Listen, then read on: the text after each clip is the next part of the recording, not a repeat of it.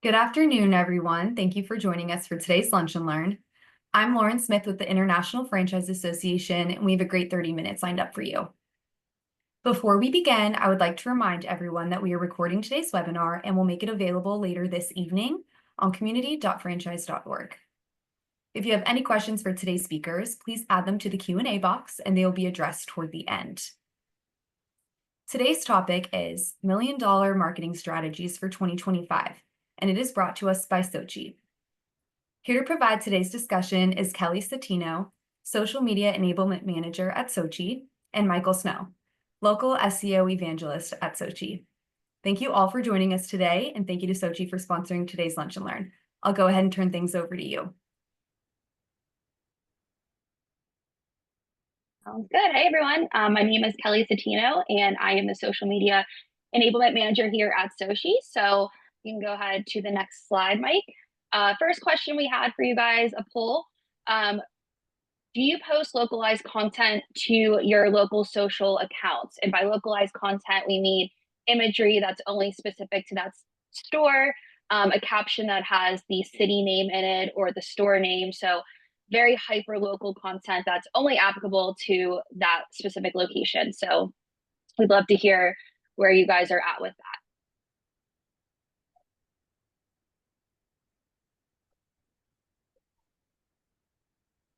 Perfect time for a poll. I see a lot of people still rolling in, so.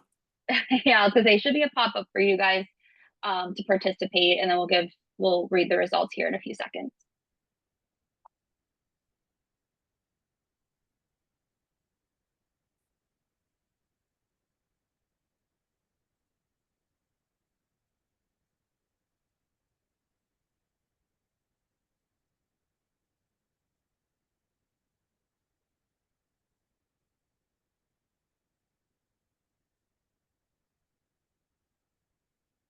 So Lauren, I still don't see the answers popping up. I'm not sure if I should see them by now. Oh, there we go. Okay. So 47% people said yes, which is great. 20% people are trying to, and about 25% said no. And then a few people aren't sure what that means or why they should do that. So great timing to go ahead into the next slide. So today we wanted to highlight a few of our customers at SOCi that performed high on this year's study. So starting off with the social category specifically, and then Mike will go into search, wanted to talk about Wolfgang Bakery and Grooming. Wolfgang is a dog grooming facility and also a specialty retailer of pet food and supplies. I spoke with them a few weeks ago to hear more about their social strategy since they performed so high. They let me know that their main social objective is to increase in-store traffic by reaching more audience members and getting them to engage. SOCi data found that Wolfgang's engagement per post is 20% higher than the retail benchmark and 3% higher than the pet services benchmark. So with all that to say, what's their secret? How are they getting all of these engagements? So from speaking with the social team, it was very clear that Wolfgang finds success by using social media to foster community. So as you can see with this quote here, our main focus of social is allowing the local users to make connections in their community. The goal is not to go viral and reach random people across the country, but we want them to build that relationship with the people near them who are going to come in and spoil their dog. So when I spoke with the team, I asked what KPIs they focus the most on, and they explained that the most important indicator of success to them is that hyperlocal level content, like I was mentioning at the beginning. So making sure that the location is connected to the community, which does make sense. So if a location in Minnesota posts and reaches me in Pittsburgh, it probably wouldn't be very impactful, wouldn't do me very good. It'd be much better if they reach folks in Minnesota in the same community as the location that's posting and aiming to engage with their customers. So this is the good slide to have up here, Mike. So Wolfgang has a fully baked and impressive social strategy. Here are some of the best practices that they follow. They schedule a mix of corporate content and local content, meaning corporate content as in that brand, overarching brand content, and local content, meaning specific to that location. They partner with other businesses in the community. They align on content pillars with local users meaning the business owners of those locations. They drive engagements by posting raffles and giveaways, as well as capitalizing on holidays and cultural dog days. And they utilize engaging questions and call to actions in the captions.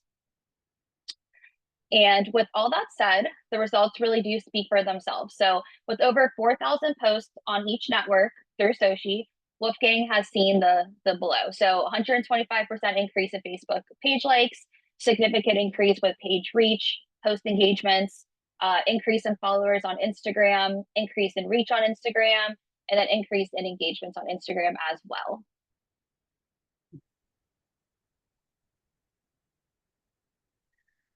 So jumping into our next customer here, Southern Rock. So Southern Rock is a franchise group that operates over 150 McAlister's Deli locations. Their strategy on social is to increase in-store conversion by localizing social posts. The study found that Southern Rock's posting volume is 54% higher than the QSR benchmark. So what's their secret? How are they getting all of these posts out there?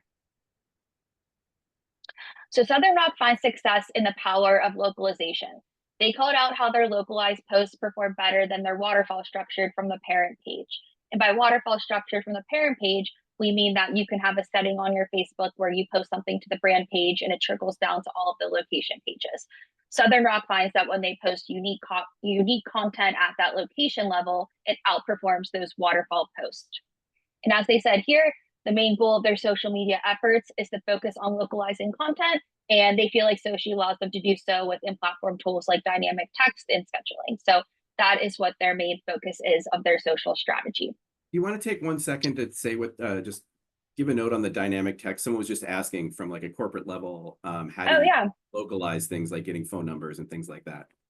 Yeah, so good call. I'm just seeing that now. So how do you make posts from the corporate level to all franchise locations and incorporate local phone numbers? So through our SOCi tool, you can have something called dynamic text, which means that it will automatically, if you put in a, it's kind of hard to explain if you're not familiar with our platform, but there's something called a custom field, and you can add that into any location on the back end. So you could have a custom field for phone number, location name, nickname, whatever you want. And whenever you're typing out a post, you can have like a signal and write in the like directive that you want it to pull in. It'll automatically pull into that copy or into that caption.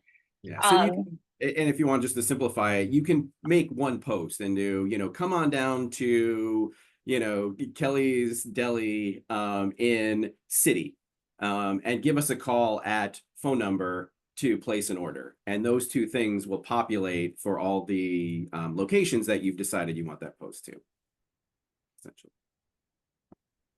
And then I see that someone asked the slides will be sent out to participants after the session. I'll let Lauren chime in on that one at the end.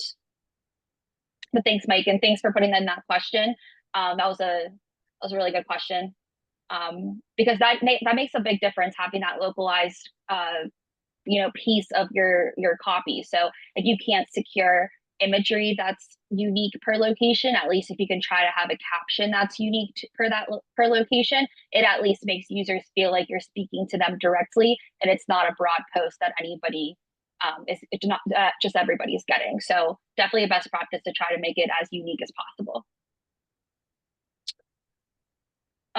Okay, so like Wolfgang, Southern Rock focuses on a specific strategy and best practices to ensure success. So some of these include what I have listed out on the slides here: highlights catering to each individual store by posting unique images, continues that focus on unique content for new store openings specifically, free tea day, and other major in-store moments. So again, that's at that location level. They spread out the posting cadence between the national page and the local pages so that they have local content almost every day, opposed to multiple posts in the same day.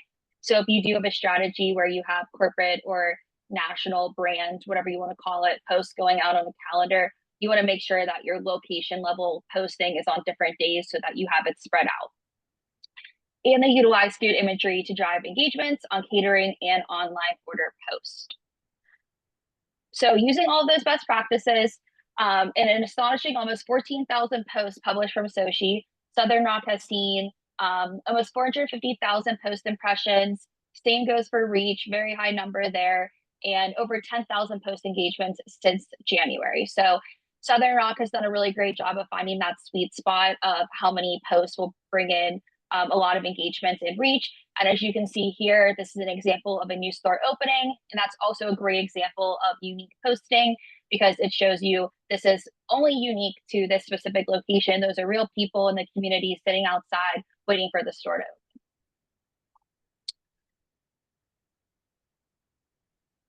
So use, oh, sorry, go I ahead. just didn't know if you had any more there. I didn't, sorry. No. Nope, that's perfect. So wrapping it up and then we'll hand it over to Mike.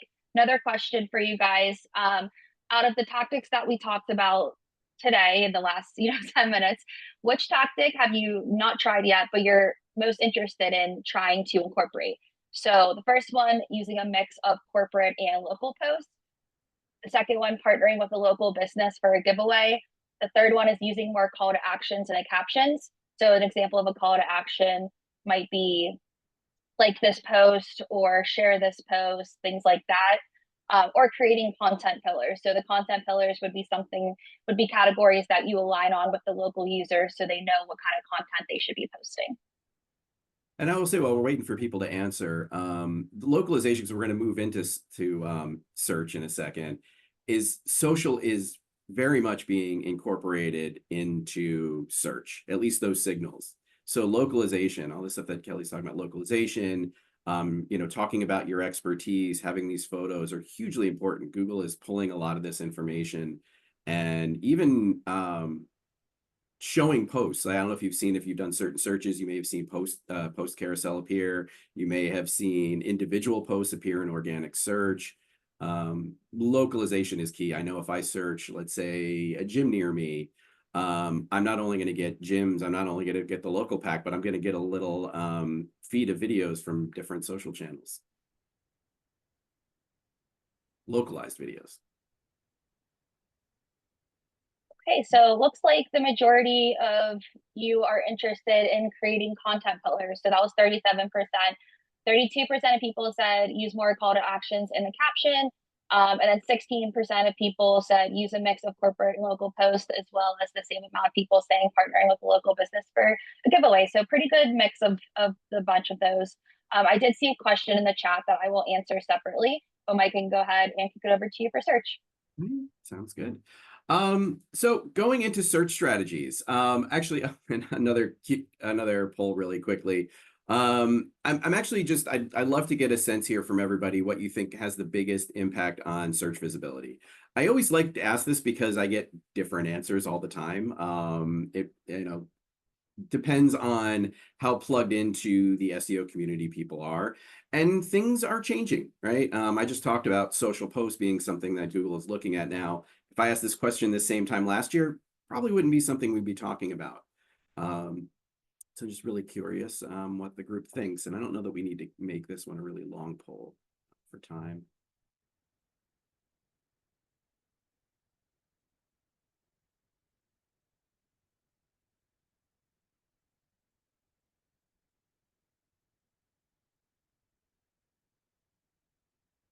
And while people are answering, I'm just going to kind of go to the next slide just to kind of talk about what we're in this section, right?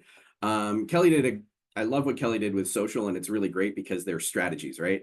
So to understand what individual businesses are doing for their business is not the same. I guess I can't do this in the same way that Kelly did. So what I'm doing is I'm looking at what top performers have in common. So I want to back up a little bit. Oh, shoot, sorry. Oh, look at that. Customer reviews. Definitely. I'm going to say customer reviews are the polls come in. Customer reviews is 45%. Absolutely. Photos, definitely. I think photos are hugely important right now in SEO. Posts are becoming more so, social posts becoming more so. And yeah, GBP description doesn't do a whole lot, which is very surprising. But actually not, if you think about it, because Google is relying more and more on their own AI generation of descriptions, which are taken from what people are saying. So thank you all for participating in that. So I'm going to look at search a little different, just because strategies tend to be around doing a specific thing. So I wanted to look at what is the common thing that top performers are doing. And we kind of sort of referenced this in the beginning, but for those who don't know, every year we come up with an LVI, local visibility index report. This year's really big, getting a lot of attention. It was in Forbes. And one of the things I wanted to look at is, of the top performers on this list, what do they have in common? What are they all doing that is helping them from a search perspective do really well? And so one of the things, very obvious, I'm not going to spend a lot of time on this one, is they're all very highly rated with a large volume of customer reviews. They had an average of a 4.7 rating. They overperformed versus their competitors when it came to review volumes. You can see an example here, Wolfgang, which we talked about, which Kelly just talked about, and what they're doing on their social strategy. Obviously, that's getting them a lot of visibility. That's a part of their strategy. But reviews is also a really huge part of it. I mean, look at this, 4.8, almost 1,000 reviews, 4.9, over 300, versus Village Spa doing really well, 4.8, but a lot less volume. Super important, because Google's own help page on how Google determines local ranking, which isn't very long, you could read it in probably 5 minutes. They don't give you a lot of information, but they say very specifically, review count and score factor into local rankings. And that's why the SEO community agrees that that's very important. One thing that isn't talked about enough, though, is responding to reviews. We did our own study last year where we looked at the influence reviews has on the likelihood that a customer will choose a business among alternatives. And very obvious takeaways are there. Things like conversion improves the more reviews you have. Conversion improves the better your rating is. But the interesting one is conversion improved too when all the reviews are responded to, or at least a large portion. Now, this can change depending on your industry, right? If you're a department store and you're like a big brand, people know you and know what they want, maybe that's not a big deal. But if you're a restaurant, if you're a local service business where you have people coming into your home and doing work, high dollar kind of business, if you're education, gym, things like that, you're probably going to want to really pay attention to reviews, and you're going to want to hear what the business is saying back, right? Real quick, just because you were just bringing up industries, this might be a good time. We had a question about service businesses, yes. like SABs, and like how we would recommend, or I guess using them as an example a little bit more, since a lot of our examples were brick and mortar. Yeah, and that's a very good question. I will say we'll probably have to do a follow-up on some of that. A lot of these are brick and mortar and restaurants and service businesses. And part of the reason too, one of the things I find with a lot of service area businesses is there's a lot of them tend to be franchised. You tend to have some that are doing, we actually had a conversation with a business yesterday specifically about these LVI reports. And part of their franchisees are really good at this, and they're overperforming and they're doing great. And then you have another subset that are not doing so great. But all of these things that we're talking about are exactly, I would recommend to everybody. These are absolutely, no matter what kind of business you are, these are the things you should be doing. And I can kind of talk about it in a little broader sense and try and hit on what it means for for service businesses. So, to this point here, in a service industry, review response is a lot more important than, again, like we said, a retail store. It's just as important as a restaurant or anything else. And we saw like Veterinary Emergency Group, they provide a service. They got their response rate up, and you can see they got a lot of feedback, right? Their increase in website and phone clicks went up, their directions went up, their review volume went up, right? If they have more business, more people coming in, if they see that that business is responding, someone is more likely to leave a review. I always use my wife as an anecdote. She almost never leaves reviews, but if she has a really good experience with a particular person and sees that that business is responding to reviews and listening, she will leave a review because she wants that person to get some credit for that great work they've done. If they weren't responding, she wouldn't leave that review. So this is always a great way to generate more reviews. Post quality photos. I think this was number 2 in the quiz at the very beginning. Photos are hugely important. Google's Vision AI is applying keywords to photos uploaded to your Google business profile.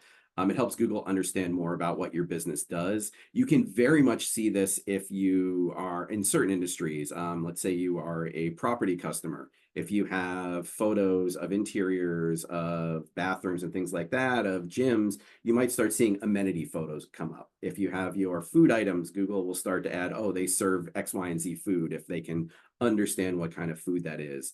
We've seen gyms start to have extra things depending on what photos they have. So Google is paying attention to those, and they're even creating categories within your photo buckets on your listing.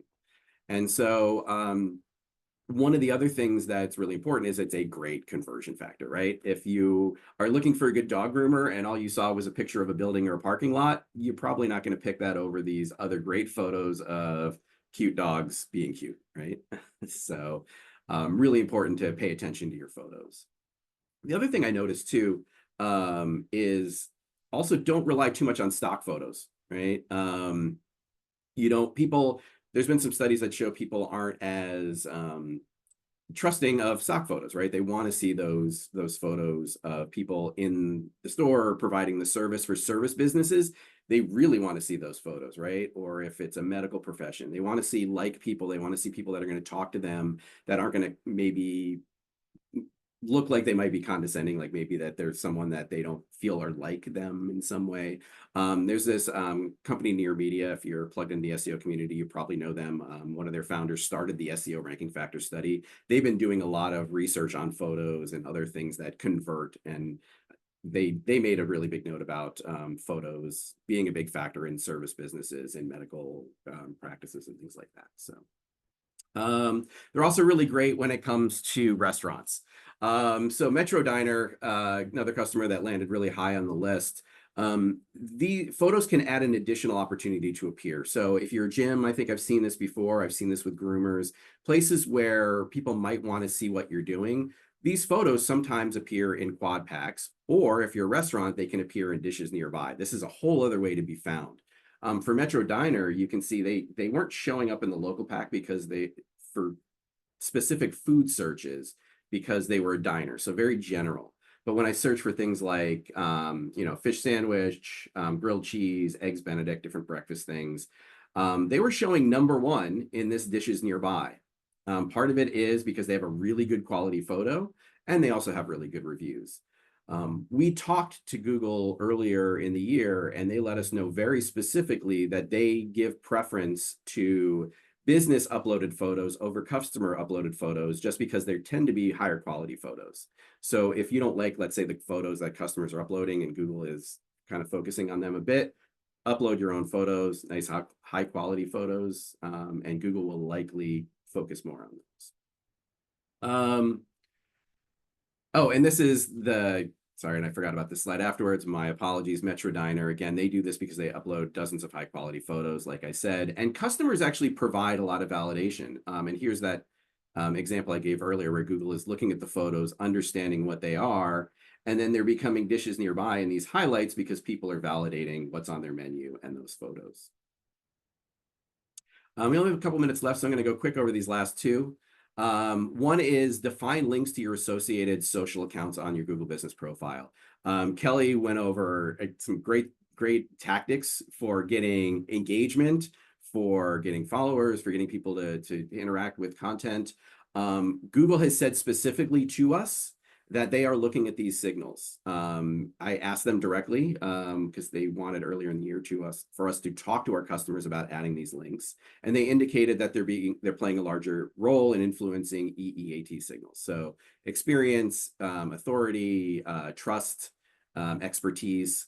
So expertise through what you're saying, and stuff like authority and trust through follows, shares, likes, all those kinds of things. So more content you're posting and people are following them, the more likely Google is to pay attention to that. And you can see here, Google is actually showing social feeds now on your profile in certain situations. Another one, if you're not taking advantage of Google Posts, especially if you're a restaurant, you're really missing out. Event and offer posts are showing up really prominently in the food and beverage industry. They're appearing not just Google Posts, but also social posts as well. You can see Instagram showing up here, and they're also in order. So you can see, in in order of when they were posted. So you have this one a day ago, 2 weeks ago. Imagine if you're a restaurant in this area and you posted something today or even 2 days ago, you'd be showing up right here. It's a real great opportunity for optimization. Google is looking at the copy there. So let's say you offer brunch, but you're not a brunch breakfast restaurant. Talk about it, create a post, put it out there. Google will likely pick it up and it'll give you another opportunity to be found. And lastly, one of the things not enough people really understand is have a well-optimized and linked local landing page. There are a lot of industries that don't understand why they need it. Maybe you're a convenience store, maybe you're a gas station, and you go, or a car wash, why do I need a landing page? Well, Google says that a large portion of your rank on your Google business profile comes from your landing pages. So, and the SEO industry agrees it's about 30%. And we've seen this is my last slide here, and we'll go into Q&A. Recently, it looks like Google had a spam update back in June, and we saw a lot of people's rankings affected right around that time. And what we found is all these businesses had issues with their local landing pages. Some of them had intrusive interstitials, which are those pop-ups that appear on your phone that you have to get past to look at the page, and ones that aren't like cookie validations.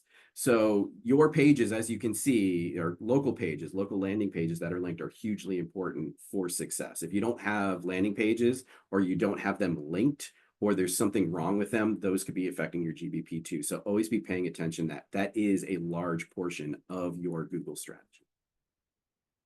So I know I went through all this very, very quickly. And so what we wanted to end with is if you want to get a baseline on your performance, I mentioned a lot of this came from the businesses we looked at came from our LVI that we performed. Feel free to scan this, see how you're doing. Let us know if you want to talk about it.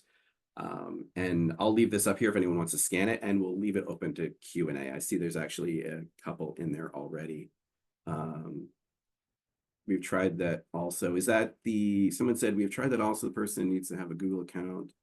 Is that for photos? I'm not sure what that question is. I answered that question in the answers tab. So they were saying that, can you suggest how to generate Google reviews from customers? We got a lot of feedback stating that person doesn't have a Google account or they just ignore the request completely. And I said how we find that QR codes work well, but they mentioned that they've tried that, but since their audiences don't have Google accounts, then they've run into that roadblock. That I can totally understand that. It can be frustrating. It's a hard thing, right? We all know we need reviews, but how do you make someone or get people to leave those reviews? And you just, you try and leave it as open as you can. You try and leave as many possibilities for people to leave that, whether it's, like you said, QR codes at the counter, a sticker on a bag, a follow-up, if it's a service business, something to leave behind, whatever that is. The more you ask, the more chances there are to win that review, right? Any other questions? Oh, I know there's a question about, I don't think we answered it yet, about the deck, the presentation being available. Oh yeah, nope, I answered it. We're good. Oh, you did? Okay. Mm-hmm. All right, perfect. Any other questions? Well, I hope this was helpful. I know, a half hour is never enough time. I know I could talk for another hour. I know Kelly could talk for another hour about this stuff. And when you're asked one question, you want to answer it in every way possible. So I hope this was helpful. I hope this has given you a lot of ideas, and that if you have questions, want to know more, you can always reach out. Thank you. Thank you so much, Kelly and Michael. This was excellent content and excellent feedback from all of you. We really do appreciate it. Again, this webinar was recorded, and along with the presentation deck will appear on our website early this evening. You'll be able to find that at community.franchise.org. Thank you very much again to our speakers and to the SOCi team. And again, thank you to everyone for tuning in. Have a great rest of your day and stay safe and healthy. Bye. Thank you all. Thank you. Bye.